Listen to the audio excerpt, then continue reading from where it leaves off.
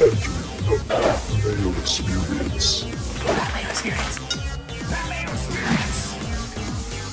That Mayo Experience.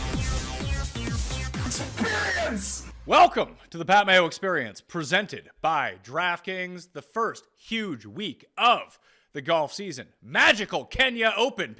Players Championship. Players picks, preview, one and done, bets. We got it all for you. We already have 2 shows out already this week. The research show, the player-by-player profiles. Go back and check those out on Mayo Media Network or the pod feed after you listen to this show and see who you're going to waste money on. I can almost guarantee you I have the guy who comes in second. Been very good at nailing those, but here's what I want you to do. Smash the like for the episode, and in the comment section, please give me your favorite off-market type of wager for this week, whether it be a head-to-head, a 3-ball in the first round, a first-round leader, a top 40 play, top continental euro, whatever it might be, those other markets, not outright winners. I want to hear from you and where you guys are going at this week for the betting card. All odds are provided by DraftKingsSportsbook.com. However, I do have $500 of cold, hard cash to give away to one of you, 2 of you, depending on who it is. It's $500 total. Might just give one person $500, might give 5 of you $100. I'll decide on Wednesday on the show with Tambo. But here's what you do. You subscribe to the Pat Mayo Experience audio podcast. That's easy stuff. It takes about 3 seconds. All down in the description. Leave a 5-star review on Apple or Spotify. Even if you've done it before, it's another chance to get back into the draw, make up something, or be genuine about it with that 5-star review. Say something nice about the show, and then leave your email or Twitter handle so I can contact you if you are a winner. That gives you 10. I give it a 10 ballots into the draw for that giveaway. The other 2 ways to get in is 1, subscribe to Mayo Media Network. Boom, that took 2 seconds. That was easy to do. Scroll down, boop, hit subscribe. We're almost at 40,000 subs, so please, let's get up to that number. That'll give you 2 ballots. 3 ballots into the draw will be subscribing to the free Mayo Media newsletter, where I'll have more players' information coming at you. I don't know if it's going to be nightly. I released one on Sunday. Almost definitely have one on Wednesday with all the final plays. If there's new information that pops up in between, boom, I'll chuck it into the newsletter. You subscribe to that. It's completely free. You get 3 ballots into the draw. So 3 ways, 4 ways if you leave a review on Spotify and Apple Podcasts, which would be preferable. That would be amazing. The Listeners League is now open. There's already 1,500 spots gone. There's $75,000 of guaranteed money up for grabs. That link is down in the description. Let's go fill that up right now. We fill this quickly. We probably get $100,000 worth of rake-free money for the Masters. So please fill that up as quickly as possible. And again, fantasynational.com. I did my full walkthrough. You generate your lineups from there. You do your research. Check the ownership percentages. If you want the 20% off the weekly, monthly, or the annual memberships, fantasynational.com/Mayo will get you there. Geoff Fienberg is back from his trip to Florida. But Geoff, the people need to know, have you recovered from your stroke from last week? I believe I have.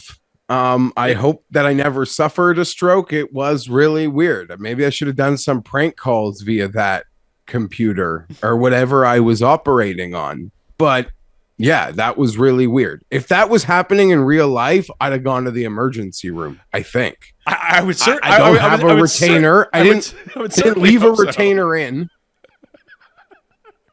I blessed. My teeth are straight. I never even had a retainer or braces. I don't know.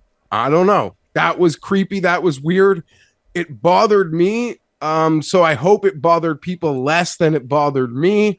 Maybe people found humor in it. It seemed like a lot of people did, but I hope it didn't really turn people off, although it could have kept them away from losing money on my picks. And mine. Batia almost got it done in Puerto Rico, but I was way off the market API. I thought your Victor was going to come through for you. Then he dunked it in the water on 16. I'm like, what are we doing here? That really hurt because it's the 170. Water's not even in play there. All I can tell myself as a big Victor stan is that he was trying to hit it to 4 feet. And in the effort to hitting it to 4 feet, it went the complete opposite, which is in play. But he wasn't trying to have a 37-foot putt there. He was trying to execute that with my jaw on the floor. And guess what? My jaw hit the floor when I saw that. Water's not even in play on that shot at 170. I'll tell you which was a calculated error on my part, was backing one player as first round leader, yet not backing them for the entire tournament, that being Kurt Kitayama. Oh, this gives me vibes of your like 2017 hearing that. Mayo on a first round leader miss and guy wins. What a great win. Amazing. The guy, what he does, making those triples, the OBs on the weekend to win against Dragons. Holy, like, and all the noise around the tour this week. What a just great win. Dare I say, the magic remains not for sale. Although they want to take it away. They're going to try real hard. They're going to try their best, but maybe, listen, I know that we'll talk about this with CUST in a few minutes, but, you know, I mean, and it's nice that you say they take that you can't buy the magic. That's much better than last week. Can't buy the magic. I don't know. The magic is not for sale. It's not for sale. And then the we'll try another Fienberg classic juxtaposition. Then maybe I botched that again. Of Spieth getting his free relief. Thank God the golf gods canceled his credit card on the back nine on Sunday. And Kitayama's like less than an inch off of the thing, and it's a penalty. I know it's weird. I know tournament setups create a lot of weird things, and rules it's important to know them and interpret them, but it's just this never-ending circus of televised rules. Or John Rahm going over the fence into a dumpster and getting a free drop. Yet Kitayama, shit OL, pal, can't even play it left-handed. Can't even tell the rules official you want to play it left-handed. And then play it right-handed. This is how Phil can make his return to the PGA Tour, because we know a lot of these guys now, they have their nutritionist, they have their swing coach, they have their personal trainer, they have their personal cook. They've even hired, some of the players have even hired analytics people to help them manage courses and which shots they should go for on which holes, and how to really design a blueprint and a game plan for getting to the top of the leaderboard. These guys need to call Phil and be like, Phil, can you just give me advice how I can take advantage of every rule possible? Because it does seem like you're granted a certain amount of, and maybe it's because we see these guys on TV all the time, but I even joke that, you know, Kitayama just wasn't high enough in the PIP rankings in order to get free relief from there. You're 100% right. And while you were saying that, I actually think I just one-upped your Phil idea. Ooh. Daniel Berger never has to golf again. He should be the Dean Blandino in the booth. We have a discrepancy. Let's call Berger. Because Berger is famous. If you track Berger, he'll be on one side of the fairway and he'll go check out a rule situation 100 yards across the course in his group just to keep an eye. So Daniel Berger should be called just like if you're debating with friends, if that's legit, if that should be allowed. Let's have a camera on Berger and let him tell a player what's up. Like, no, you don't get that. Move along. Get out of here. And get it. Like, I'm allowed to have an opinion that I get that there's the rules in place, so it is not cheating. And you can get away with it. In the same way, if your left tackle can get away with a huge hold, I mean, it's cheating, but it's not cheating. They don't call it. I'm still allowed to have an opinion that if there's any time in pro golf where if you're playing with your friends who are the most lenient, at least me and my friends, drop it anywhere. You went in the hazard. Yeah. You want to hit it from there, pal. You still got to clear 120 yards. Do whatever you need. I'm not saying pro should be granted that. But if even the most liberal friends would be like, dude, get the fuck out of here. Fuck you. Kick you in the nuts. And then you'll spend the next year and a half joking about it in the group text. Then it shouldn't be allowed on tour. I think that's a pretty fair standard to go up to, because I'm with you, because we do that. We play our Ryder Cup tournament at the end of every year. There's 16 of us that go, and it has harsher rules than you would than just going out on a random Wednesday afternoon and hitting the ball around of whatever. If people are looking to make sure you finish out your putts, taking your drops properly, but there's still the leniency of, yeah, just drop it here. It's fine. It's not like, oh no, you can drop it 3 feet from the hole on the green all of a sudden because that's the way it goes. We do have one guy in our group who enjoys to try to get away with this kind of thing. And he is the guy in the group thread that we joke about. So if you're taking his drop, probably not allowed. You're taking everyone else's drop, it's probably fine. But I really enjoyed the end of Bay Hill. I think Bay Hill is a course the players really don't seem to like it as much as a whole, but it just gives some thrilling results down the stretch. And the great thing, and here is the juxtaposition, or as you once said, the justice of position between, because I was watching Puerto Rico on my tablet as I was watching, say, I was hoping Batia could come back. Batia was down by 4. He had no chance of coming back because Echeverria just wasn't in line to make a double bogey anywhere or go on a bogey streak. There was no danger on that course whatsoever once the wind got down a little bit. But everyone who took the lead at some point on Sunday at Bay Hill just shit all over themselves. Just bogey, bogey. It was fantastic. It made everyone live the entire time. And that's the drama that I want to see. Like some courses when you have a clustered leaderboard, and we'll see it this week at the Players, basically from 11 to 18, guys can go on 6-run birdie streaks. They can put it in the water and blow up. You have that drama down the stretch where guys can both score and blow up at the same time.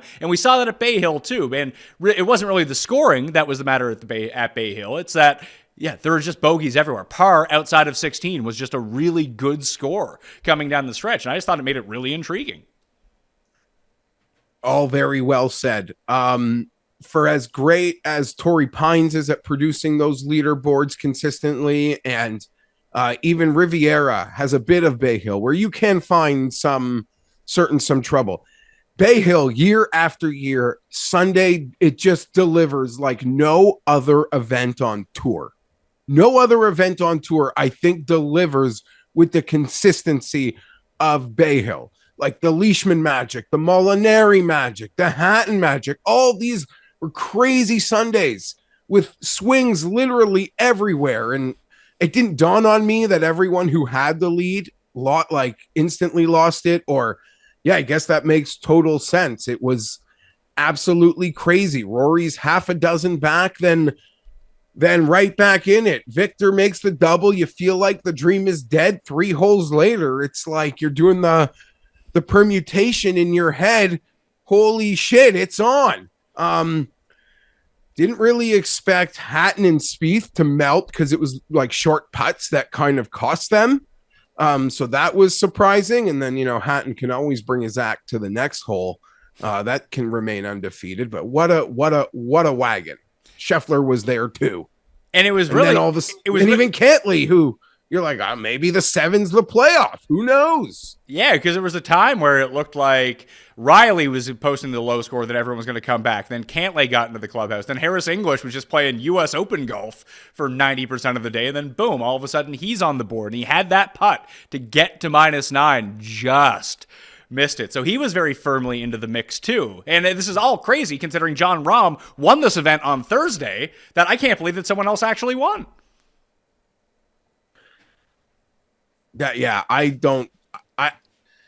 No secret where my allegiances in Jon Rahm lie. But some people who made me defend him for years because he wasn't winning enough for their liking we're now saying nicer things about Jon Rahm than I have ever said on a Thursday. Weird. Golf. It'll get you. Well, I think it's time to figure out who we either need to take if you're on his side or who you need to fade if you're not. A man who was very triggered by golf and very triggered about McDonald's and a lot of things over the past 7 days. It is Tim Andercust. Tim Andercust. That's not my name. You were having some issues with the elevated field events. Oh, I don't know. Your new arch nemesis. I'm snapping my suspenders coming in here delighted. Why? I'm delighted with these elevated field event rules. This is great. So you love no-cut events, is what you're saying?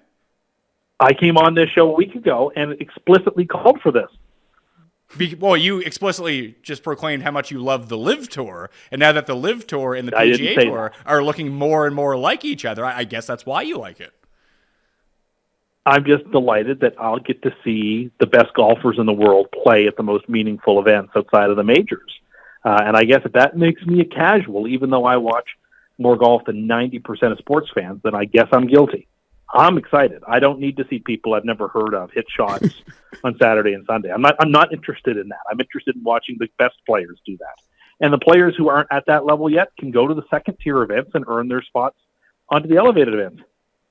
So you just really have a gripe with Ludwig Adberg, the world's #1 amateur?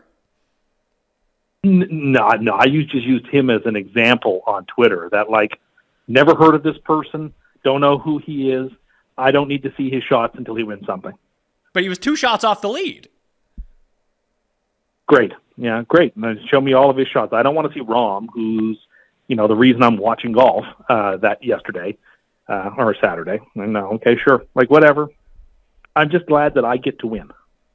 I wrote about this in my column on DK Nation about the schedule, and I understand why they're doing it, Jeff. I don't know if you read that or not, but I had 2 kind of main gripes with this. I mean, as a bettor, as a daily fantasy player, a DraftKings player, I'm in a minority who loves like the cut sweat on Friday. I think that is the best part of golf. Obviously, that is not the overwhelming opinion, and I do see what CUST is saying and why they're gravitating towards this. Here's the issue, is that, one, if you make it a no-cut event and you make all of these elevated fields that everyone has to play in, something especially like the Players' Championship really loses its spot on the calendar. If all events are elevated and that's the only time that you see these guys, well, then none of the events are elevated. None of them really mean anything at this point. It's just going to be the 4 majors, and maybe that's exactly what they've seen and that's all they care about.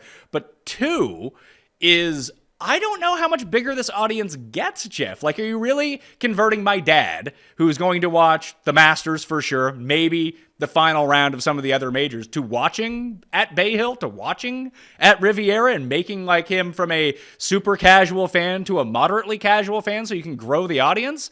I don't know if we've seen anything in terms of baseball, or even if you go out into different fields in terms of media, that hammering down on your niche audience is a better business model right now. This just feels like they're going to lose a lot of money. I don't know that they'll lose a lot of money, because as much as I disagree with it, I'm not a total idiot. I get who it's for. The sponsors want the players there. The sponsors want consistency in the players, in the good players being there. Casual fans just want to watch good players. Lots of people will still be happy when they tune in at 4 p.m. to watch the last 8 or 9, 5 holes, whatever you choose, and it's a couple dragons, going at it. Though, Pat, you could put on any show we did in the WGC era. I railed against them then, and I'll rail against them now. It's like an NBA game. Give me the last hour of golf, like the last 5 minutes of an NBA game. I acknowledge that will be great to see Rory versus Cantley, Rory versus JT, Spieth versus JT, all the combinations, Victor versus Morikawa, like all those great combinations that then only become possible in those situations. I just, I don't, to me, it rips the soul. It rips the meritocracy of the sport out. And when you just spent the last year standing on a pedestal, telling me your events are more important, telling me why your events should matter, do matter more than the other one's events. This would literally be like the Colts spending all year telling us it's about the draft. We're going through the draft. We're doing the draft. We're going to fix this via the draft. And then signing Jimmy Garoppolo and trading the 4th overall for a veteran defensive end. You'd be like, what just happened here? So I have the puzzle pieces of every word you said to me. There's never been a no-cut event in the history of golf that has historical significance. Now you are telling me they mean more? Those events involve Tiger, and there's not a single one that means a lot other than the Tour Championship, which was his first win back from an injury. That was important to all of us. That was a 30-man field. But there's no singular WGC win that matters. It's the totality that he won so many of them, and we all just wanted to watch Tiger Woods on TV.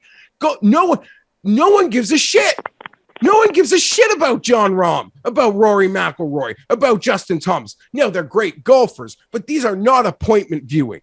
And these elevated events this year have shown us that you can have a soul, you can have a cut. And every time the tour gets together, the cream will rise to the top. But you also get these other stories, be it a Wiley vet on a return to glory, be it a no name. And I get it. There are things that I will I can admit I'm wrong. When I'm wrong a lot. I'm wrong a lot. I won't be above seeing something that this new system creates and being like, okay, that's good. I like that. And maybe it will be how I look at fields in the C-tier events. But you can't tell me something means more when historically it means nothing. So it seems to me that this is the shoe being on the other foot. When I was super upset they painted all the KFCs green and said, like, this is going to really affect my patronage, I was told that people like me do not matter because we're never going away. And instead, fringe things like the plant-based KFC is there to attract new customers, and it's a great business model, and I should be quiet because I don't know what's going on. How does it feel to have the shoe on the other foot, folks? Well, it's on the other foot. Stop. It's not on the other foot because there's only a limited amount of money that you can spend at KFC. You need to bring these new people into the web. It's my argument that there's just not that many people that you're going to attract into the PGA web anyway. However, with the smaller audience that's already existing, Tim, you can charge them 10x more for other products, and they're more likely to buy it. That seems like the better route to go here if you're trying to generate revenue and a more engaged audience. I don't know. I think there actually is room to grow the golf watching audience. I do. Yeah, I'll tell you how they grow. We send Rahm and Rory out first, so all the little kids who went can see them. That round doesn't count. And then they get to play another 18 going out last, so everyone can see them again. Solved. Just have time. Or just pay Tiger $10 million in a tournament to show up and play on TV. Just do that. That will do more to your ratings than anything. Bring back appearance fees. That there's a huge international component to the PGA right now, and having guaranteed fields with Rahm and Rory and Victor, for example, ensures viewers watching outside of North America who might not be as involved. Again, one of the things they've taken a shit on every other country in the world. Every other country. They took the hottest dump you could imagine on Australia. And there's nothing like, hey, let's get John Rahm into contention so the entire viewing public of Spain can watch him at 1 a.m. in the morning. Let's not consider the international market at all. That's really good. I don't mean they've taken a dump on like this new format takes a dump on the world. I mean how they've treated the rest of the world almost for the last 10, 15 years, specifically the last 5. They have shown not one time that they give a flying fuck about anywhere else. So you now giving me the counterbalance that Spain deserves to watch Rahm. I don't disagree with any of that, but they're just lying. It's talking points. And the weirdest part about golf, Pat, is like baseball's just made crazy rule changes. But it's not the players who have to be the voice for the changes. It's like the tour, it's the league. They put these players out in front of it. They make these players take the brunt of it. I don't know, that I find weird in comparison to other sports where it is like the heads of the league that will, come out and talk to you and take the brunt of the criticism. They just throw their players out there and say, here, play whack-a-mole with our best players, trying to tell you the talking points. Tim, it just seems strange to me that we're changing the elevated events when the elevated events really seem to have delivered on the promise of being an elevated event for the 3 that we've seen so far this year. It's been great. We've had a cut. We've lost some players along the way because they were playing poorly. We got all of the best players we wanted to see that week at the top, and then we got this infusion of a couple other guys too that you still have to have an avenue of creating a path to create new stars. And you can say that, hey, go win on the development and create new stars that way. But if we're really creating this huge chasm between both majors and now elevated events and then the rest of what's going on in the PGA Tour, maybe there's no solving that. But if a guy wins the Honda, literally no one's going to watch and no one's going to care. Yeah, people saw pictures. It's an increase in quality and a decrease in quantity of golf that the average golf fan will watch. And I'm not so sure that's the worst idea. Instead of just flooding the zone, is anyone going to watch the PGA West? No, not at all, because no one important is going to be in it next year. But are they going to watch a lot more intensely the other tournaments? I think so. I think it's likely to produce better viewership. I think it's got a real chance to work. And I think the PGA Tour, for the first time in the last couple of years, has really taken the bull by the horns and realized, okay, the other tour is doing some interesting stuff. Why don't we take what works? I encouraged it last week. Feel what works, and they're doing it. I'm not going to cast judgment on it. I think it has a real possibility to work, and it can draw in more fans who are the quote-unquote casuals. I mean, I'm sure the golf purists don't like it, but I think it's going to be good for the game. To Pat's point, I honestly don't think with the new format, the audience around at 5 o'clock on Sunday is any different. These strong fields always just have great leaderboards. We'll be able to test this objectively, we will. Right? We'll be able to look at and to your point about the KFC, or not true. For your point about the KFC, Tim, I mean, I think the KFC analogy is insane, but I'd almost relate it to politics where you have, maybe I am on, like, I'm an extremist, and any notion to the middle, like, I don't accept, I yell at my party for, like, you can't move an inch. What are you doing? Look at me crazy on my, I don't know what your Antifa or whatever. You're right, but that's how you win elections. You win elections not by just looking after your base, but to reaching out to convertible people. I'm aware this is to have the absolute best opportunity to have two superstars playing at 5 o'clock on Sunday when commercials cost the most. I get it. But I look at the natural, the soul, the meritocracy that golf has in these big events. And in the end, we still get those leaderboards. And we get like a Nick Taylor or a Kurt Kitayama, which is such a great element of the sport. Like, it's so, and people can relate to that. Even you say they're casuals that just love to see Jon Rahm. They're casuals that are always cheering for that guy, that Eric Cole versus the guy they've heard of, the Kurt Kitayama versus the guys that always win. That is also appealing to the casuals. And I don't think they realize, or they seem to not care about that. I just need a cut. They can go 70 men. I need a cut in some way, because no event has ever mattered historically in golf without a cut, period. That didn't involve Tiger Woods winning, but he's not coming through that door. Just like Patino said, Larry Bird and McHale ain't walking through that door to save you. Well, we'll see next year at the Players when there is no cut, as there Oh, won't be. it sounds There's a cut at the Players next year.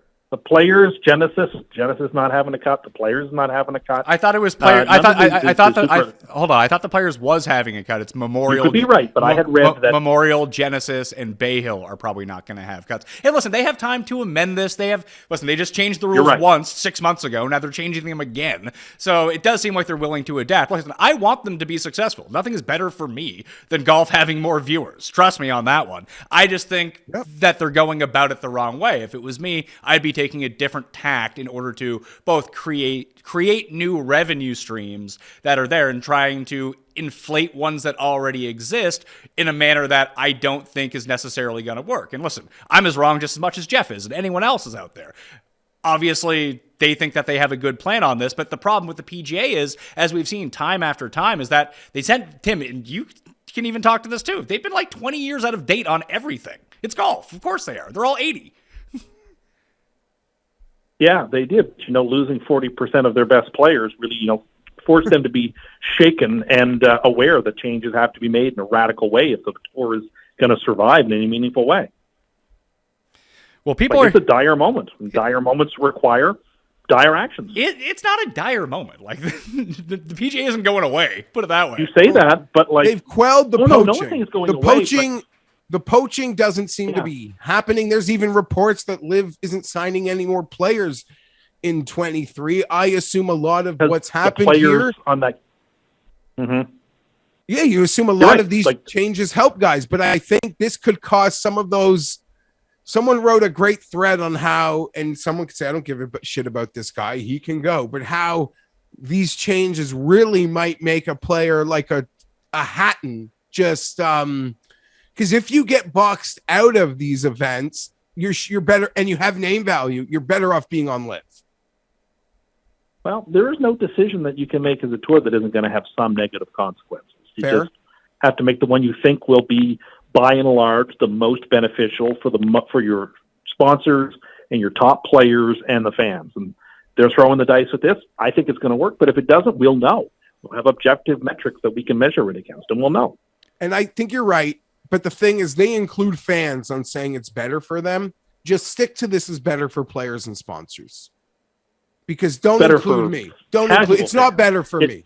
It's not. It's not better for the KFC person who wants only what he wants to see every time he goes to the store and doesn't want to see new KFC. No, you can still order that. Yeah, that's the main difference here. Is you can still choose what you want to get. In your analogy, in our analogy, they've just taken that off the board. You'll get all You're your like cut of it. saying if the PGA changed its logo, I would be as upset as I would be if they making the fundamental changes to the meritocracy of the sport.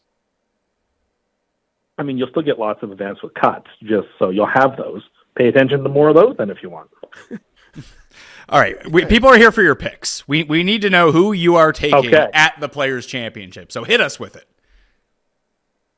So my one and done and my winner is going to be Rory.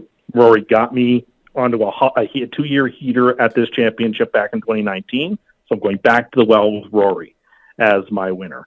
And then, I know you guys always say that this tournament, so I make 3 picks. This term, just like Kapalua is predictive of Augusta, this one, that Wyndham is predictive of the Players' Championship. I am going to take Sung Jae Im, and I'm going to take Kevin Kisner as my other 2 picks. Ooh. Kevin, I have to know why Kevin Kisner Lost in a playoff.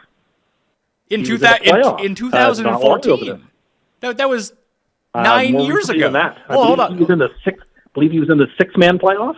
He was in the playoff. Lost to Furyk, and then there was in another one. He lost in a playoff. Was he not in the 6-man playoff? Hold on. He was in a 6-man playoff at Wyndham like 3 years ago when Adam Scott missed like the 2-footer. Yeah. He won that playoff. He was in the playoff against Ricky Fowler at the Players' Championship almost a decade ago now. Yeah, well, I'm talking about the Wyndham. Okay. As a predictive tournament for that, just like Kapalua is a predictor for the Masters. This is a predictor for the Players. And so I'm taking Sung Jae, I'm taking Kisner, and Rory as my winner. That's where I'm going with my 3 Wyndham, picks. is this Wyndham? I mean, that's coming from me. I mean, that's what I've been writing about and talking about in the shows, is that just we've seen a weird amount of players win the Wyndham Championship and the Players' Championship. You have Davis Love, you have Kim, you have Henrik Stenson, you have Sergio Garcia, Webb Simpson is another one. Adam Scott never won the Wyndham. He missed that putt to win the Wyndham. So yeah, if you win or you're competitive, like that seems like that track for whatever reason matches Sawgrass. So that's what I'm going. That's my logic here for what my 3 picks.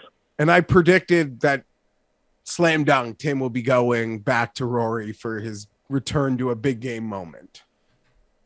Yeah, you nailed that one. I sure hope so. Yeah, and yes, you have not used Rory in the one and done, so that works out really well for you. After taking Hideki last week, you won me some money on my 2-1 Hideki to miss the cut bet, so thank you. You're so very welcome. Yeah, what are your thoughts on Hideki now, Tim? He's like 90-1. Geez, those are long odds. What are his Augusta odds? For past champion, Hideki.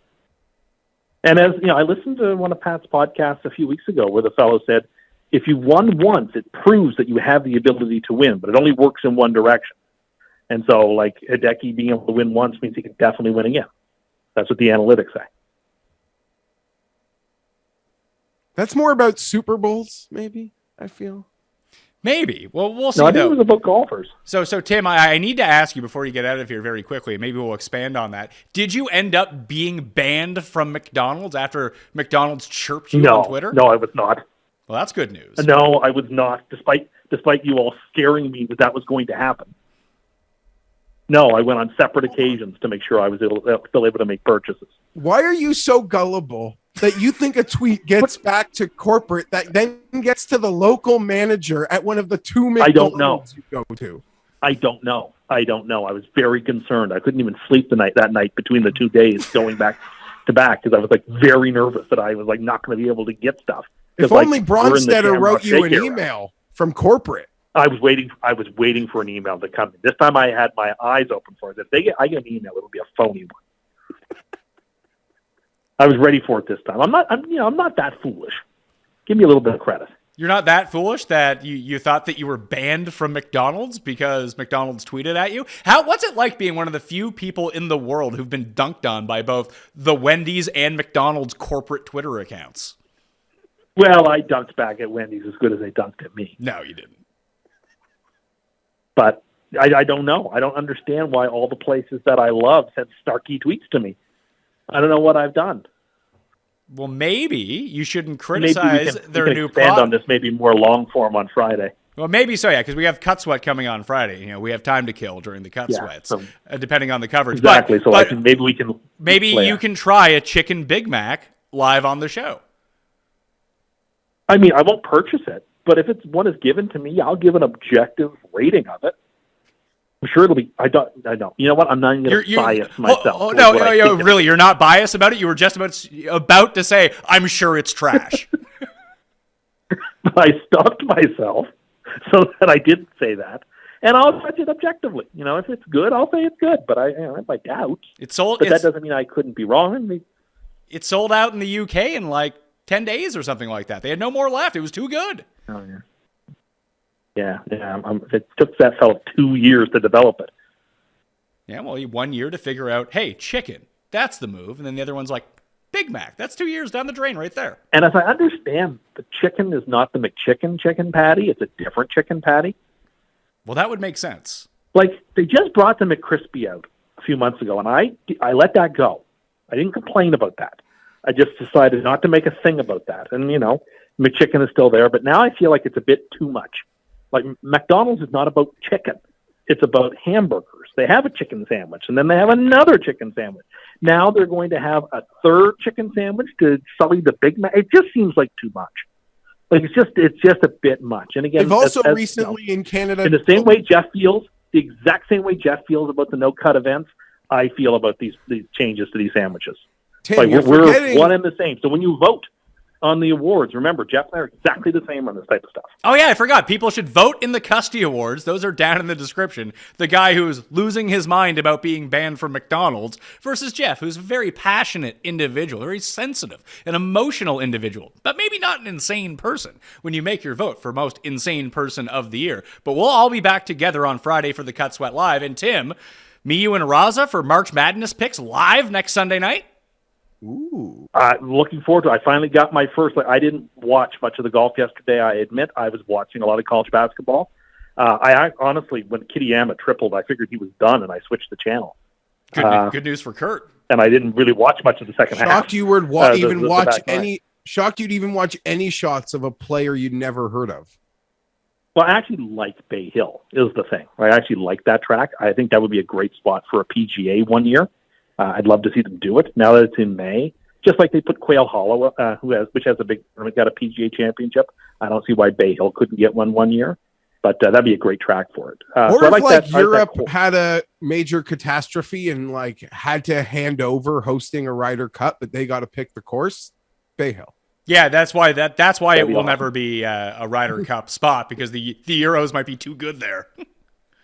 And Tim, back to McDonald's. You're forgetting that their most recent breakfast menu edition was in Canada, at least, because I'm sure it's been in the States forever, was a chicken biscuit. Yeah, I know. After the chicken McMuffin came in, which I looked the other way on that, it's like I'm a very tolerant person when it comes to these changes to places that I love dearly. What changes? There's There's no changes. There's just additions. And you're not tolerant. You Yeah, but literally lost your mind when you drove by a KFC and the sign was green. You had to lost your mind. you had to pull over to the side of the road because you were having an anxiety attack.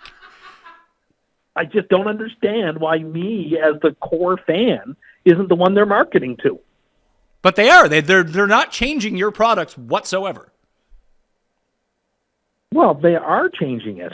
No, they aren't. They are not changing the product whatsoever. Because they're not advertising it.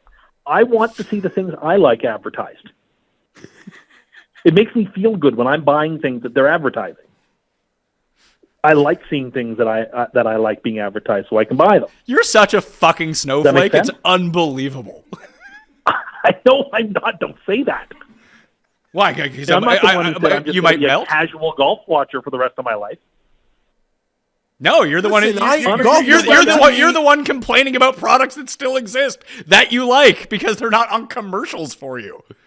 Golf has done You know to what me the what perfect like solution Space is, Cola Jeff? did to you. Here's the perfect solution. Introduce the major styles cuts to these elevated events. Everyone within 10 strokes of the lead get to be Yeah, on the cut. Then you got the cut. That's only a Masters rule now. But it used to be other majors. Introduce that to all these elevated events so that we have a huge number of people that make the cut. So that you have 90 or 95 people make the cut. If that's too many, then re-implement an MDF. I don't really care. But if you don't want to split the baby, introduce everyone within 12 strokes of the lead. Make the cut. Well, there's also, we can't do that simply because, maybe you can, but we've seen so far in these elevated events and so far during the beginning part of the season, they can't even finish one round in one fucking day on Thursday and Friday. So having more people in the cut, if you're going to narrow them down to 2, that means that everyone will have to play in groups of 3, which you hate. Well, but also will be a smaller field. So you'll get through the Thursday and Friday rounds faster because it's already a smaller field to begin with. So you have a smaller field, but Jeff only really cares about the cut. So have your cut, but make sure that the cut is everyone within 12 strokes of the lead. And so 85% of the people in the draw make the cut, but the amount of people in the draw is smaller. So you get the rounds in. Well, that's, objectively the worst idea I've heard so far. But those were Tim's picks. Well, Rory, Sung Jae. That's not a real cut, so it doesn't even make sense. Rory, Im, and Kevin Kisner are your picks? They are indeed. Lock it in. All right. Big Game Hunter looking for his third Players' Championship in 5 years. Jesus Christ. People know that's not true. You know that, right? I count it as true. You know what? Because last year's event ended on Wednesday evening. I can't even remember who won last year. Cam Smith, your guy from Live, your favorite. Again, he's not my guy. He's not. Although I do like Cam Smith quite a bit. Of course you do. He's on Live. Again, another one of my guys has gone over to Live. Oh goodness. All right. Last year's tournament. Tucson in 2 weeks. All right. Those were the insane ramblings of one Tim Andercust. And yes, that is his name. Players Championship, TPC Sawgrass. We have under 7,200 yards for the Players Championship.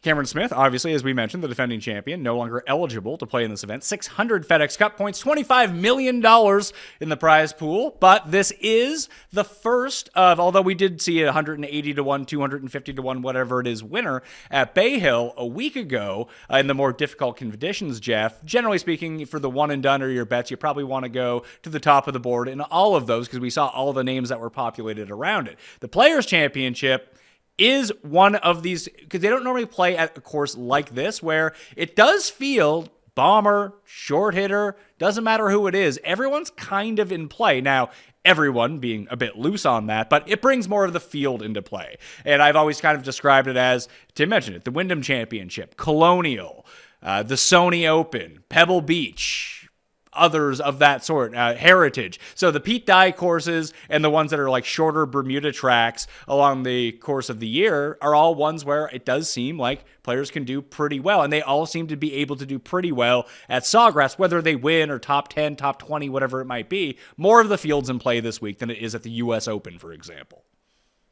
Okay, so I totally agree with that. But something that kind of caught me off guard, and history shows you're absolutely right, and something that kind of caught me off guard this morning was it felt like last week's Bay Hill odds board was a lot kinder with some of the better players that, the players sort of behind Rahm and Rory. But that's a tournament that really does cater more to the elite players. Well, this one, it feels like the board really got squeezed with the really good players, again, behind even Rory and Rahm. But this is the one that has the bigger wild card ability. So I would have thought the two boards would have looked, last week's board to me should have looked like this week's board and vice versa. But clearly that's not the case. Yeah.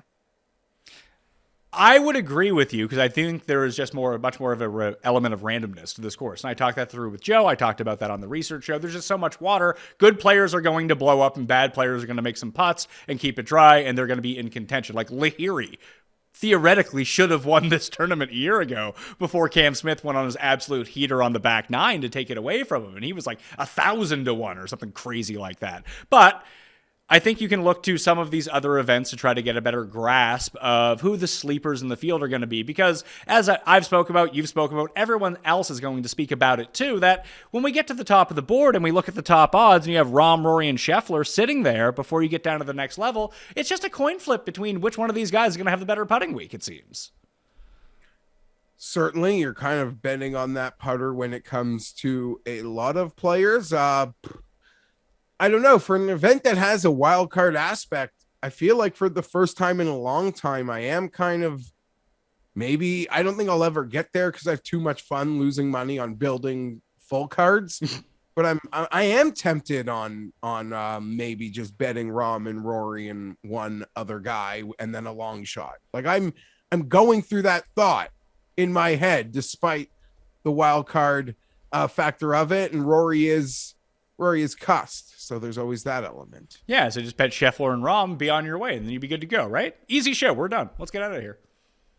And last year's tournament had no integrity. That doesn't mean it wasn't a fun finish or a great win for Cam Smith. But like a lot of golf fans, what happened last year is just my absolute least favorite thing that can happen in a tournament, is where it just feels like the field integrity is completely eviscerated. That's not to say Cam Smith wouldn't have won regardless. I actually almost think he won from the tough draw. Memory serves me right. I mean, it happened over a year ago, and the tournament took place over like 7 days. So, yeah, I do think that he came out of the worst end of it. Him or Justin Thomas did, and then Thomas was going to make his run that he completely faltered after he actually got through the cut line from the bad wave. That doesn't really make a difference right now. There are 3 guys who are at the top of the odds boards on DraftKings Sportsbook. I mentioned them. Rory and Rahm are the co-favorites at this moment as I speak live. I did open with Rahm as the favorite, with Rory slightly behind. They're now plus 850, so 8.5 to 1. Scheffler comes in at 10 to 1 before you get into Cantlay and Justin Thomas, both at 18 to 1. Homa at 20 to 1. Xander, Hovland, Finau, Morikawa, they're all 25 to 1. And Jason Day in real time has actually been boosted up to 28 to 1 as someone who played really well at this course, even through his struggles, comes in with a litany of top 10s to his name, that he fits a lot of the trends. He's won at this course in the past, and he's kind of getting back to where his peak form was. So, of course,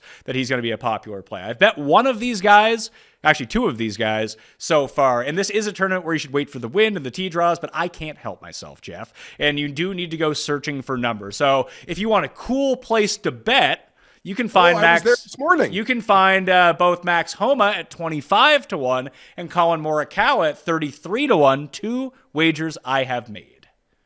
So yeah, I saw those. I saw the 33. I was like, that was weird. I didn't run. I think it's gone now. I think it's 30 now.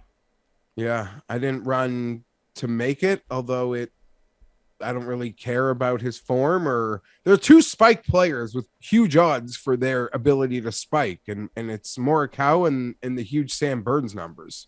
Not to fly up the board, I haven't bet that either. I'm just saying guys known to spike at this course should fit Morikawa. But yeah, the polar bear, I don't bet there anymore though. They have some nice numbers this morning. They do. So Homa is someone that I take a look at. You want someone with pretty good form coming in. The only one who didn't really do that was Siwoo the year that he won. Spoiler, I'm also betting Siwoo because it's a Pete Dye course. It's the Players' Championship. He already has a win this year. Let's go with Siwoo. That seems pretty sensible to me. You want him with those placements, though. And some places are offering up to 8 or 10 placements this week in terms of the each way. So sometimes instead of betting a top 10, it's far more valuable for less money to bet an outright with the each way instead of just going straight up top 10. Although you lose the 2 places, you get a big bonus for the odds, sometimes more than double. So there are different strategies to look into when making some of your wagers this week in terms of the players, in terms of the major championships, that they're going to offer you up these little kind of edges that you can find if you're willing to go look for them. So for you, I see Homa. He led all players in approach last week at Bay Hill. He lost almost 4 strokes putting. It was the most strokes he had lost in any tournament on the greens since the CJ Cup in 2021. So almost 18 months. It's a bad putting performance from one of the best putters on tour. Not to say that he can't have a bad putting week again, but I like to see that the fairways were there for him. He led everyone in approach. If he can just putt to his baseline, I think that he is one of the favorites to win in this tournament. We've never really seen him competitive in a major, but we've seen him competitive in the elevated events at the Ryder Cup. This would be the nice next step for him, and I think that 25-1 odds for him so far this season are very fair. There's not a bad word I can say about Max Homa. And I take that back. I don't have an account anymore at that place, but I still get bets in there. I actually got one in there this morning. They were just a little too invasive. You don't need to talk about the other books. I was just trying to be subtle. Now you're just talking about it. Use DraftKings. No, they're not good places. I was about to bash them.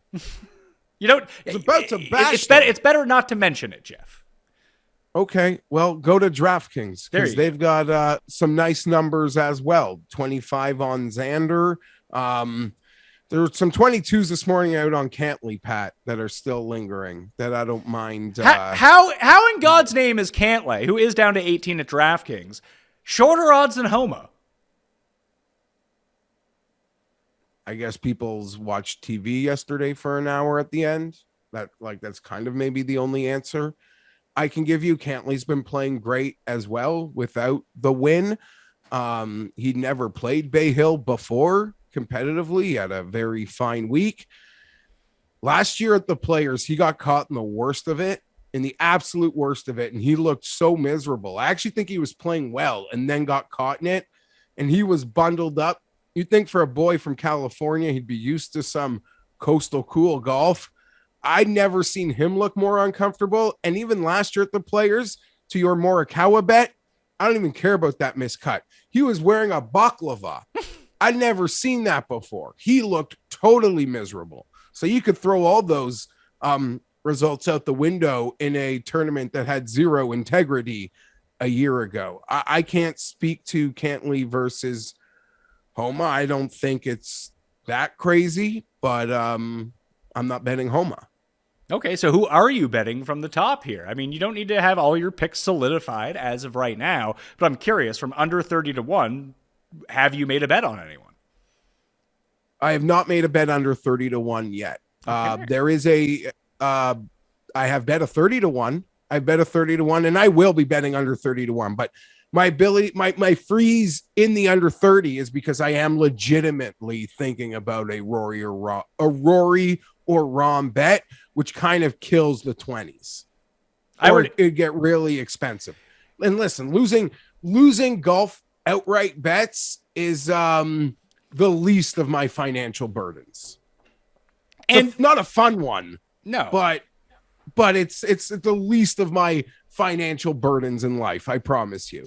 Victor Hovland caught a 30. I can't quit. Would you just roll your eyes? Yeah.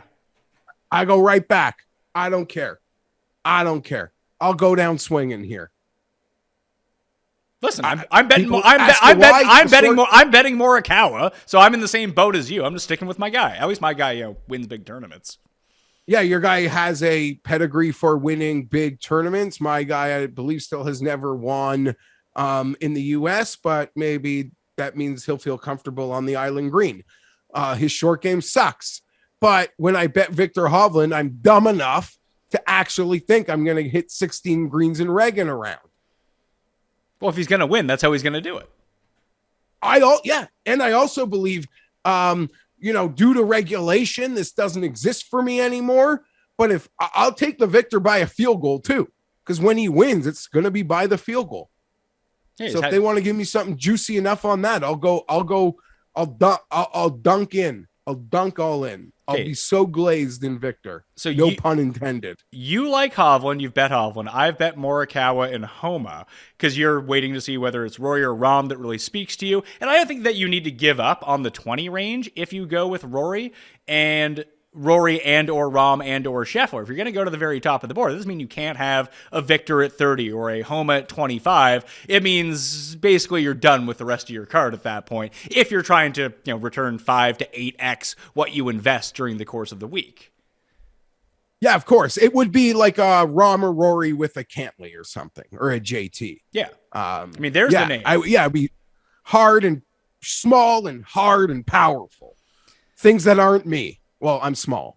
And as I don't mean to jump ahead of it, Pat, but you will. I can't. can't not bring the name that DraftKings is put a 35 beside last week's darling popularity, Will Zalatoris. We are seeing what we didn't see a month ago. Back-to-back events. He decided he didn't have any part of it a month ago.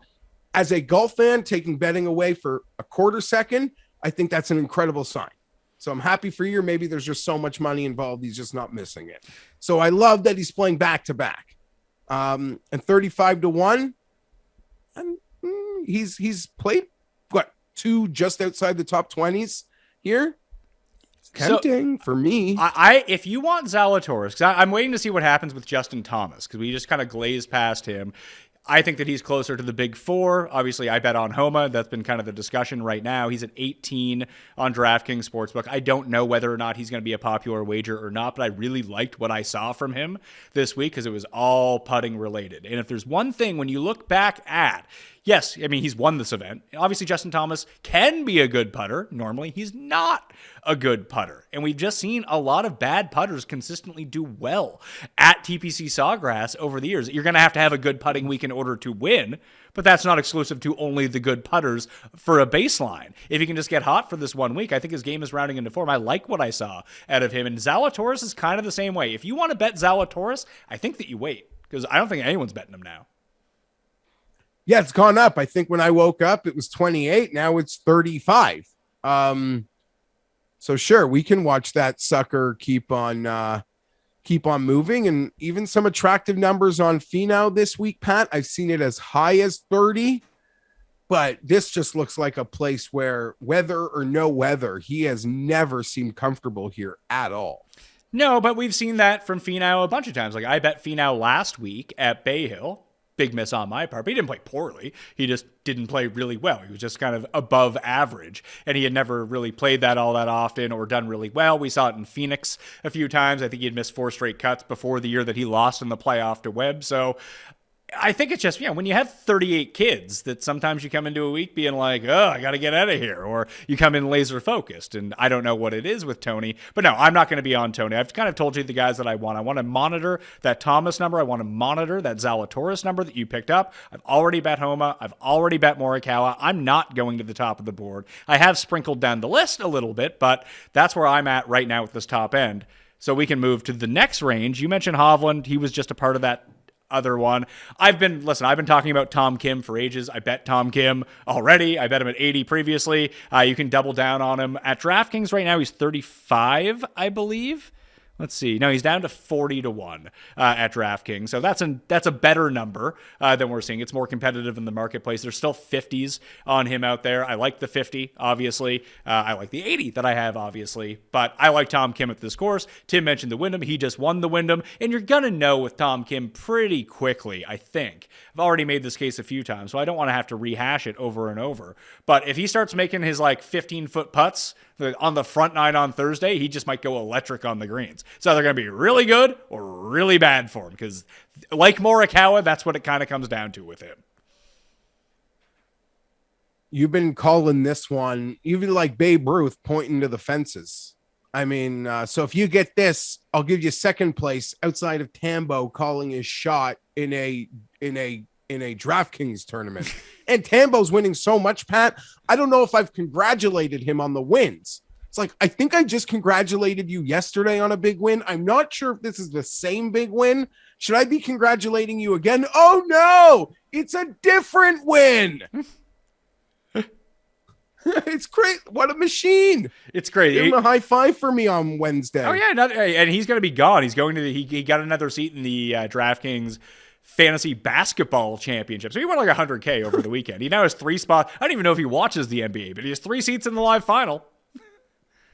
I literally have no idea if I'm like double dipping and giving him props or these are different ones now. They're just coming in. I'm seeing them in my feed bi-daily. Bi-daily? I guess that would mean every other day. I don't know. Well, it'd be twice a day or every other day, depending on how you wanted to look at it. Well, like if I said bi-monthly, that would be every other month to me. Okay. But maybe I'm wrong about that. I don't know. No, I think you're right. Maybe I was wrong about that. I've never heard bi-daily, though. That is... I'd never heard it either. Most people just say twice a day. Well, I should have just said every other day. Or every is what I other was day. implying, I suppose. So from 30 down to 100, I told you the two guys that I bet, Tom Kim and Siwoo Kim. I got 75 with 8 places on him. I was giving Lowry a very hard look. I don't love the 50, and I don't like the fact that he keeps playing. Like, we talk about guys needing to take a little bit of a break. He's a guy who needs to have a break. He's a big boy. So we're at 5 in a row, and I guess he felt committed to Honda because he lives just down the street, like a lot of guys do, but he enjoys it, and it fits his game, right? A lot of the better American players, they don't want to be humbled. The elevated purse isn't big enough to be humbled at a place like the Honda, like it is at Bay Hill. I love Lowry too. I'm not betting him. He's got a great history here. Like his history here is almost the complete opposite of his Bay Hill history. Like there's a lot of consistency, good Lowry, making cuts, doing quality things. And we saw Lowry last week, despite all of the problems he had historically at Bay Hill. He really only had one bad round at Bay Hill. Round 3 for Lowry was an abject disaster. Same as Tom Kim. I mean, Saturday was pretty tough on the course. They got it going bad, but his other 3, he made the cut. His other 3 rounds were great. So I can still be talked into it. I just need to get the right number. 50-1 is not doing it for me right now, but if he is someone that starts falling down the list and all of a sudden there's like 80s out there on Lowry, I do want to save a bullet for something like that because I think his ball striking is fantastic at the moment. Overall, tee to green is great. He's the number 1 Pete Dye player over the past 24 rounds. We've seen him do well at those other shorter Bermuda tracks, like you just mentioned, at the Honda Classic. We've seen him play well at the Heritage. It's all coming up roses for Shane Lowry if he's making putts, which is not something he's done all that much over the past 6 months. But again, this is a course where we've just seen ball striking, over putting, and hopefully the putter comes along. That is your path to victory here. I don't want to abandon the range. I know Tim picked Sung J M as one of his picks, so maybe that could be a dead zone for people. And I feel like in DFS, I noticed that he's pretty highly priced compared to the players people might consider in his tier. I don't know. I think that was a pretty good pick by Tim, though. I'm always tempted. I always get sucked into that vortex of he lasts deep. He's going to last deep into this process as well for me. Oh, for sure, yeah. Because when you're creating your short list, you need to have the guys on it. Then you have to systematically cross them off as the week goes along. And you also get talked into other players by other people that are around. And opinions change from Thursday to Wednesday. That's why we do the finalized picks on the Wednesday show, and I put them in the newsletter, which you should subscribe to right now down in the description and get those ballots into the draw for $500 at the same time. Because there's a couple guys that just seem like Spieth isn't going anywhere now that he just had a good week at Bay Hill at 30-1. I liked Spieth DraftKings-wise coming into the week. He's another one who's just never really played well outside of his first ever appearance at Sawgrass. I have interest in Day, but 28-1's not going to cut it. How about your boy Ricky, 50-1? People waiting for me to get on this wagon that everyone is on. I love Ricky. I love the direction. Let's keep moving forward. I am not of the opinion that Ricky's going to show up and slay dragons. We just saw Kitayama do it. I'll bawl like a baby. If Ricky does it, I'm not comparing Ricky to Kitayama. I didn't like Matsuyama at the Masters a few years ago because I didn't think he had been tasting enough smoke lately. Despite playing fine, the smoke tasting wasn't there.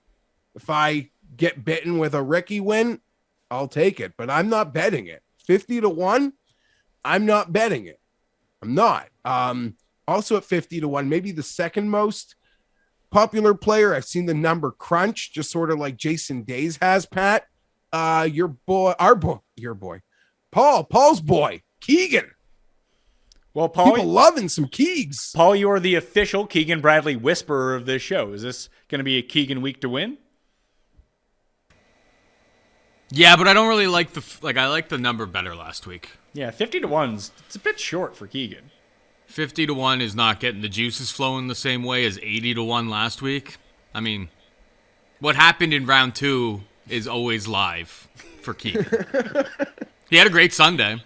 Got back into the top 10 fold for me, so it is what it is, but there are players in here I like, Jeff, who I do think can win. It's just they're not getting my money at their current odds in this field. Like Lowry at 50, Keegan at 50, Fowler at 50. You just throw those out. Cameron Young's not getting my money at 35 to 1. Day isn't getting my money at 28 to 1. Connors isn't getting my money at 65 or Mitchell at 60. Like, these guys need to be bigger for me to bet on them in this tournament. Siwoo, I know that he can win at this style, of course, but that's more of a personal preference play. He's one of my favorite players. Of course, I'm going to bet him at 80 to 1, but at least he has 4 PGA wins, all specifically on these types of courses. So I think you can make a better case for him. Like, honestly, you see Fleetwood, and like Burns just isn't in the form at 70 to 1. I know they have to protect against the fact that he's won 6 times or 4 times in the past 2 years. That's all there. Hideki at 80 is intriguing despite the neck injury coming in. Harris English is another player who I could see breaking through, but those odds just got crushed after last week. But Chris Kirk is 80 to 1. I know it's weird. We talk about Chris Kirk never wins. He won 2 weeks ago, wasn't on that at 30 to 1 or 22 to 1, whatever it is. But if we're talking like Keith Mitchell and Theegala and Connors and Ricky, Kirk's in better form. He just won, and these courses are his jam.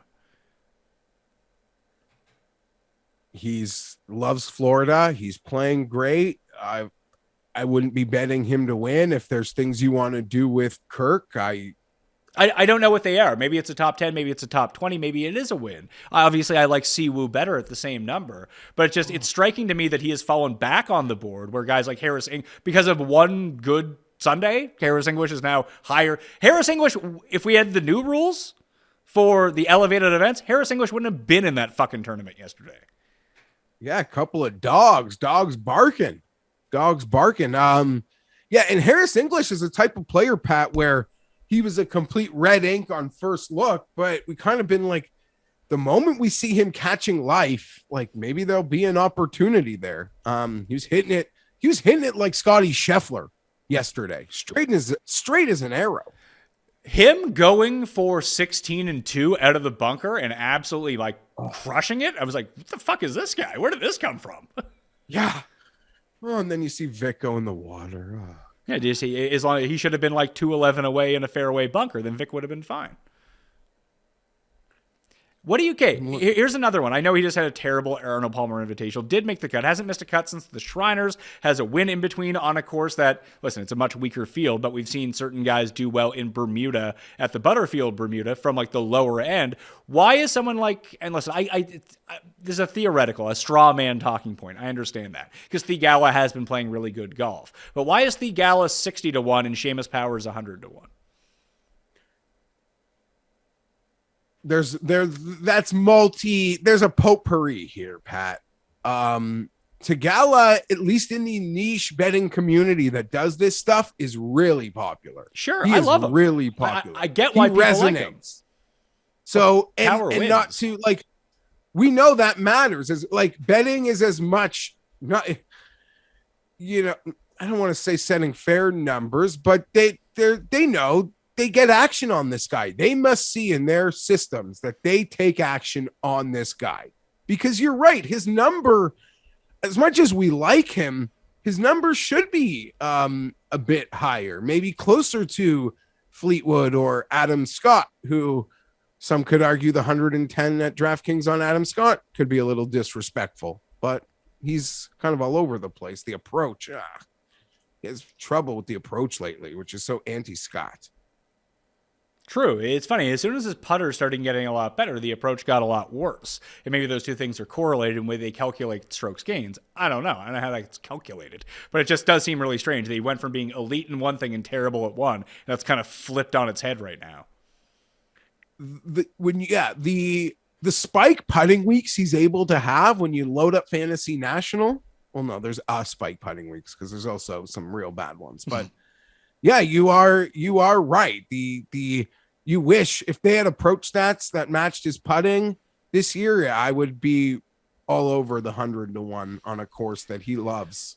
I'm looking at the past 24 rounds right now on fantasynational.com/Mayo to get yourself that 20% off. Past 24 rounds, Tom Kim is 6th in the field from 10 to 15 feet, 132nd from 5 to 10 feet. That's such a bizarre split. Oh, that's the worst. Matt McNeely's number 1 in both. And I don't even know if he's playing or not. It's like, it sucks. I said it before. If your team has a good kicker, You don't even have to watch the extra point. You can go take a piss, pour the drink. You have a bad kicker, you're still like melting in front of the TV before the extra point. That's what you do when you bet the bad putters on the 4-footers. You gotta hawk the track. You can't breathe yet. And it's funny because Spieth covertly suffers from Will Zalatoris syndrome, where if you get him 50 feet away from the hole, you have confidence that he'll make it, but from 3 feet, you're just for sure gonna miss it. Silly game. But you've mentioned bad putters have done very well here in their career. Yes, even Luke List won a Corn Ferry event here during the pandemic, I think. I don't know if it was I was at Sawgrass, but I don't know if it was this course. I think there's another course on the property. I think Kirk won there too. Yeah, you could be right. I'm not getting sucked into Luke List. Don't worry. Okay. This week. Yeah, I don't think I can either after the travesty of last week. So we did mention Fitzpatrick. I think Fitzpatrick is super live, but that's not going to end up getting my money. I'm not really a Fitzpatrick guy. Rose, Kitayama's now up here as well. Connors, I mentioned Thigawa, Burns, Fleetwood, your guy. Kirk is all around here, but I've made my choice. I'm going with Tom Kim, who I think is going to win. Relative. Listen, I think the Max Homa has a better chance to win, but you're getting better odds on Tom Kim and Siwoo. Those are the two guys that I'm going with in here, unless someone really falls down the sport. I too, like you, was kind of had a moment of Fitzpatrick, but I can't bet him. There's one course in America where his game, what he does well, what you rely on, doesn't abandon him when he's in an ideal position headed into the weekend. It's only one course on earth. Thank God he's won two of the biggest golf tournaments you could put your name on there. So congratulations, Matt, but I'm not betting you. Long shots. I did mention that in the each way market this week that there's the potential to squeeze more value of an outright bet along with a top 8 or top 10, depending on what's being offered at 150 odds of that outright, than rather betting a top 5 or a top 10, because you're probably going to get dead heat ruled anyway, unless you bet it at a specific place, and then the odds actually get shrunk if there is no dead heat rule in play. And if you don't know what I'm talking about, this probably doesn't matter to you.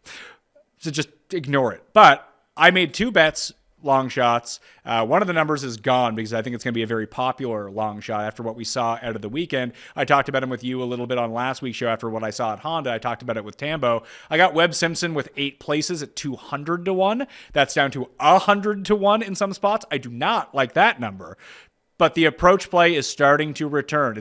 He's now turned into Tommy Fleetwood. He's one bad round Webb, and the bad round is god-awful and takes him out of the tournament. But, we have good vibes here. He's won this tournament. He's won the Wyndham, played well at Sony, played well at every Pete Dye course on the map. If he can just figure out the driving and keep these wedges going and then start making some putts.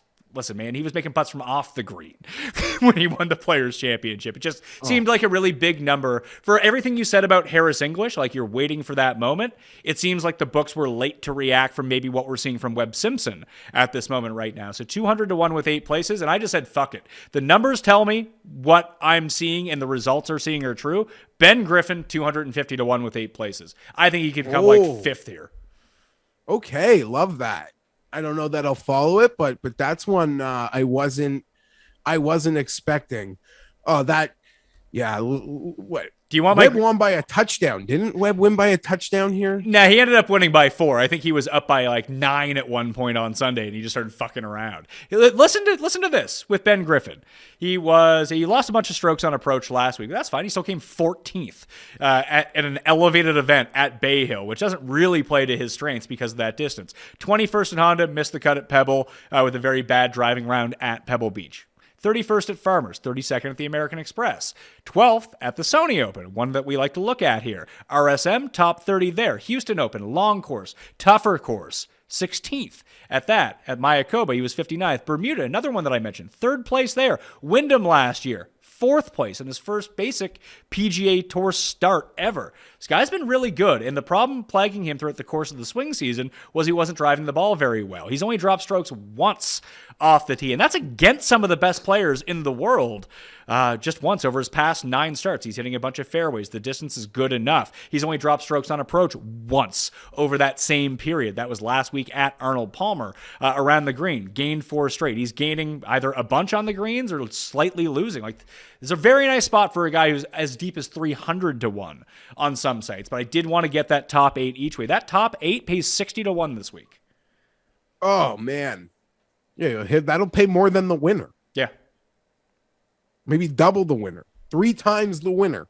And to look at what I'm talking about when I say the each way odds, depending on how you want to play it, if we go to top finishes right now and we take a look at what his top 10 odds are in this market, we take a look at the top 10. We take a look at Griffin. We want Ben Griffin. He's 16 to 1 to come inside the top 10. Or you can bet him 60 to 1 to come inside the top 8. But you also have that out of having the outright in case a Kurt Kitayama situation happens, and all of a sudden you're sitting there with a 250 to 1 ticket for him to win as well as top 8. It'd be one thing if it was like 33 to 1 for a top 10, but it's not. It's 16 to 1. It's like 1/4 what the odds are. Anyway, those are my 2 bombs that I've found right now. I'm looking at my guy Justin Suh. Like Justin Suh, maybe get back on some Eric Cole action. I don't know if I'm going to get to that point. That might just be reserved for top 40 to make the cut DraftKings, but as outright bets, those are the 2 that I went with. Super bombs. Bo Hostler. Oh, yeah, great call, Jeff. No, I'll stick to a friend, but we're not going to Bo. We're not going to Bo Hostler. It's often abysmal week. I just had it up, but then I went to look at how bad Billy Horschel was playing because I see it's 180 to 1, but he's playing bad. This might be it's a 220 to 1, so you don't have to make fun of me for it. Taylor Pendrith. Ooh, I don't mind Pendrith. It's funny. The courses that I mentioned are actually the courses where he's a bomber who plays well at shorter courses. Yeah. So that's one that I kind of have my eye on. I'm a fan. That's even a top Canadian. You said people should comment with sort of side hustle bets. Pendrith, top Canadian. That's my contribution. I could see Hadwin did it last year. They were both really good last year. This is a very good Hadwin course. Hadwin's been sneaky. He's been sneaky. In terms of what? Sneaky good or sneaky bad, according to you? No, sneaky like, whoa, he's playing well in places I wasn't expecting, or even him lingering a few weeks ago having a quality event. Yeah, was it Genesis? It was Phoenix. Phoenix, yeah. And the putter went bad last week. The putter went bad at Genesis. The approaches went bad at Genesis. But, he's played well at the American Express in Houston, and he had the top 10 in Phoenix. So 2 top 10s in his past 6 starts. He was top 10 at this tournament a year ago. It fits his skill set really well. But if you see anything from him this week, he's going to be like 20 to 1 to win Valspar next week. Oh, yeah, that's right. The famous Valspar. And then, geez, if this Sam Burns train continues, what's his odd next week? 6 to 1. He's the new Paul Casey. Doesn't matter what he does, he'll just win Valspar. I guess. Fair enough. There's no way Tiger plays in Valspar, right? It's a dumb question. If he didn't play this week, he ain't playing until the Masters. Probably right. And he didn't even make it official. He just sort of let the deadline go, which is official, but yeah, we're not even getting a heads up. I'm not playing. We saw the field and we were sad. How about a guy? Would it strike you as odd that this player has gained strokes on the greens at Sawgrass in 5 straight years and 6 of 7 years? And I told you he was 200 to 1 and hasn't lost strokes on approach or off the tee in any tournament since last year's Travelers Championship, a span of 10 tournaments. Am I supposed to guess the player? I got lost there. I'm sorry. You can guess. It's just he's a bad putter, but he putts well at this tournament. No, I honestly don't want to guess because I didn't really hear you well. Because you weren't listening? Gary Woodland. Johnny Vegas. Remember the Rory year? Vegas making that big putt on 17 across the green. Oh yeah, of course. Yeah, that's still in there. That was in like a player's promo pack I saw on a TV last week or something. That might have actually been a chip, not a putt. Because I remember him. I think it was a putt. I think it was fresh Eddie Pepperell had a chip in that year too, as I'm recalling it right now. But he's actually played really well at the Players Championship. He missed the cut last year, 61st, 3rd, 41st. He has another top 10 back in the day, but he's coming in just playing some really good golf at the moment. And he's 200-1, even longer in some places. I don't know if that's going to get all my attention. It might not get my money, but a top 40 type of wager is probably going to pay pretty substantial on a player like that. And that Johnny Vegas putt is the second best putt we've seen there. The best putt broke me in my Furyk bet, but it was very good to you. Very good to me at 80-1 when Marty Keimer from across the green on 17 basically replicated the Tiger putt. Yeah, that I hit the deck in the bad way when that one crunked in the bottom. That was a great one. Keimer, Siwoo, I'm about due for another big long shot winner here. So maybe Ben Griffin can be the key to all of this. That's probably too long of a shot, though. Just hope for a 6th place. All right. Oh, buddy, you're going to win more than the winner if that cashes. Yeah, but I don't bet it the same as I bet Homa at 25-1. It doesn't pay out the same. You're right. It doesn't. You can't even cash it out. It just helps pay for next week's bets. You're right. Right. Yeah, put it this way. I win money on the week if it hits. Don't get me wrong about that, but it's not the same as hitting an outright winner because, it's staggered differently. Basically, the combination of what I play win versus each way is the same as what I play on just the guys to win outright. Yeah, totally get it. So, you excited for this tournament or what? I am. I'm excited for our Cut Sweat show. That should be fun. I'm excited because the weather, well, it doesn't look totally docile. It's imperative to me that the important events can have some field integrity. I don't care much for the wave advantages and that when we get into the huge events. So it looks like we're getting it fired up. With what's happened in the elevateds this year, this should be a great precursor. And the Masters 33, 34 days. It's got to be under, just based on remembering when people were telling me it was 50 days away. It feels like that was a couple weeks ago. Let's see. It is March 6th as we record this. I think the Masters starts, April 6th, April 7th, because I'm going away on the 12th, which is the Tuesday. So, it would end on the 10th, starts on the 7th. So, 31 days away. Awesome. Exciting times in the golf world. So, the quick picks and the one-and-done selections of the week to run through. CUST picks. He's taken Rory, Sungjae, and Kevin Kisner, because he was once good here 10 years ago. Now Kevin Kisner's going to win, isn't he? That'd be a big hit for Tim, by the way, if Kisner won. That'd be huge. I'd not even in my thought process. Does Kisner even qualify for the elevated events anymore? I don't think so. But hey, like Malnati, all these guys, they can sell the talking points because finishing 30th in the C events pays great. So they can sell those talking points easily, I promise. Kevin Kisner made the cut at Pebble Beach, and then he's missed 3 straight cuts. He was in all the elevated events. He has not played well in those. So maybe this is going to be the elixir, the magic elixir for Kevin Kisner this week at the Players Championship. Won't be getting my money, but probably won't be getting Tim's money either. Let's be real here.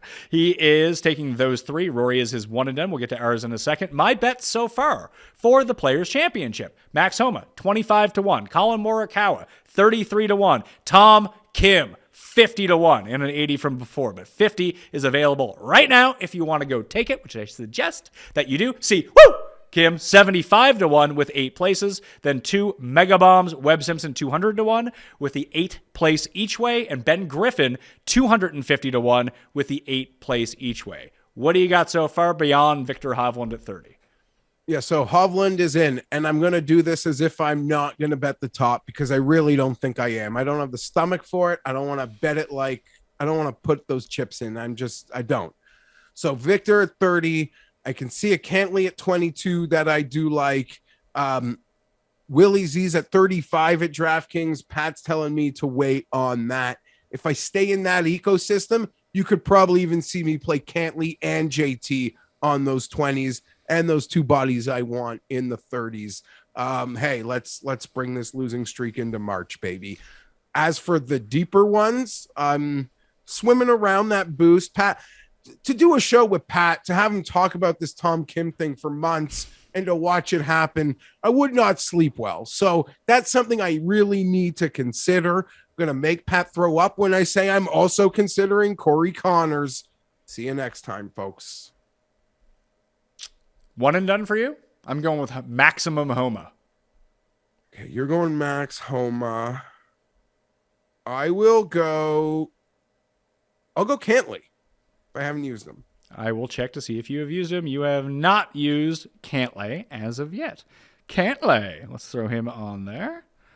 Maybe should be saving him for the Masters, but they're better players. You're saving Cantlay for the Masters? No, I said maybe. It's a dumb thought. I thought I was saying something out loud. Don't worry, I suck it. I'm bad at one and done still. Even with partners, even with a new thought strategy, I can't get it. When Rahm was winning on Thursday, I checked the one and done to see how I was doing because I knew I had John Rahm, the Tambo and I team, and we were first place in the race for the Mayo Cup if John Rahm was winning. But yeah, he didn't win, so we're outside the top 100 now. Okay, I saw on a Thursday night someone put Rahm to plus 550 for the players, so maybe you're getting value today. Yeah, may value it. He'll probably slip to 9. He had a bad week. How could he ever be good again? That's how this works in the golf betting world. Yeah, the Zalatoris one's going to be interesting if that starts slipping. I will say the last time I had such a good feeling about someone winning the Players' Championship was Griot, and I think he was 14 over. Yeah. I made a lot of bad Griot bets. Yeah, that was not a great one. I don't know if that was the year that Cam was doing the show with me or not, but guess what, Jeff? Golf viewers who love Cam are going to get some Cam in their lives tomorrow when me, Pizzola, and Cam do the Players' Championship best bets, those alternate markets. So I want to hear from you guys down in the comment section. Who do you think Cam's going to be on? Chris Kirk? No, Harris English just had a good week. He's betting Harris English, almost guarantee you. I could see Cam being on Sungjae, the 40. And then he'll be mad that CUST is also on Sungjae, but then he'll say something really nice about Tim because he's a nice guy like that. Yeah, no, he'll be mad, and then he'll be like, I don't believe in that stuff. He'll get really mad, and then he'll close it by being like, I don't believe in that stuff anyways. And then he'll complain the next time he's on about believing in that stuff?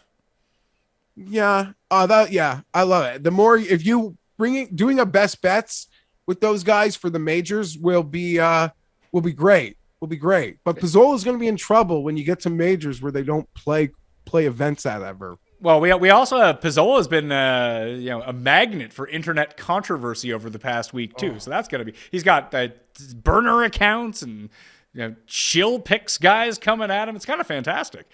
Paul's buddy Johnny the Greek coming at him.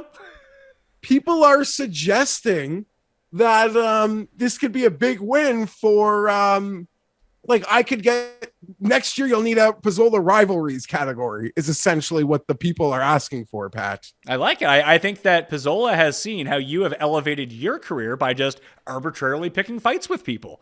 And now Pizzola's doing the same thing. Paul, yes. I just wanted to say regarding Cam that David, take me to your Lingmirth is in the field. Is in the field? Oh, no. I you know what?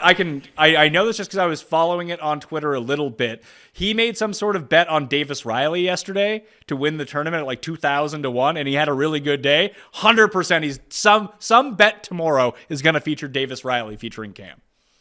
What is Davis Riley's odds? Because he's I love him. He's a roller coaster. People, again, the Korn Ferry hardcores before last year were telling people who cared to listen that Davis Riley was going to be the one who could do what Cam Young did. He's a horrible putter, though, right? Unless he putts, he's like one of these guys that he's a horrible putter outside of the weeks he gains 10 strokes putting. There's no in between with him. We saw it last year at Valspar. And I mean, that was a Florida course. It's a tough Florida course. Maybe he can get it done. He's 130 to 1 at DraftKings right now. I'm a fan. I'm a fan of Riley. I don't know that I'm going to circle a bet, but good for Cam. Let's see here. He gained 5.5 strokes on the greens last week, minus 2.3, minus 2.2, minus 5.8. But then you get the good weeks. Yeah, last year in Mexico, gained almost 10 strokes on the green. Gained almost over 7 strokes at Valspar, almost 5 at Sony. Like, he has these big putting. It's a lot. It happens more often, but it's a lot like JB Holmes, where JB would lose 20 consecutive events, then lead the field every single day on the greens. Okay. I hear this and my golf betting brain goes to the fact that he's playing well in these super fields. If he plays well again this week, our number in the shitty fields is just gone. Like, it's crushed because we were getting good Riley numbers in the jabroni fields, but now he's going to be back into like the 20s and 30s the next time the jabronis round up for a PGA event. Well, especially next week too, because he'll probably play Valspar, and that's where he lost in the playoff to Burns last year. Oh, he's going to be 24-1 or something. Yeah, it's going to suck. Anyway, them's the breaks when you bet on golf. Geoff Fienberg at GFienberg17. Where else can people find you this week? Are you over on the OC? I'll be at the OC. I wish. Over at Odds Checker this week, previewing, giving my final betting picks there. Keep an eye for that. And we'll be getting together on the Cut Sweat Show. Time to be determined, as obviously we'll figure out how Thursday works. Yeah, once we see the weather on Thursday, when the final groups go out and when everything ends, when daylight actually comes down, I got the setup. We're going to do it a little bit more unconventionally so I can watch 8 streams at one time.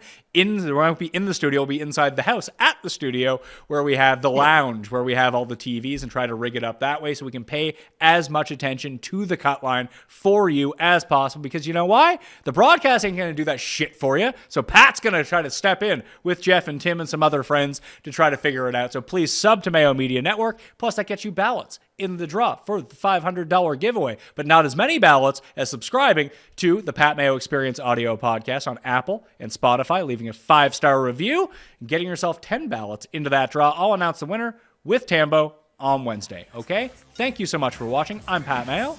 I'll see you next time. Pat Mayo Experience. All right, see you guys. Oh, Have a hey, good one, Jeff. did you see this, Tim? The Saints are closing in on a deal with David Carr. Ooh. Derek Carr. It says David Carr in this tweet, but yes, I guess they mean Derek Carr. I'm surprised that they would make that. Well, I mean, I guess they're not really in the Rogers sweepstakes.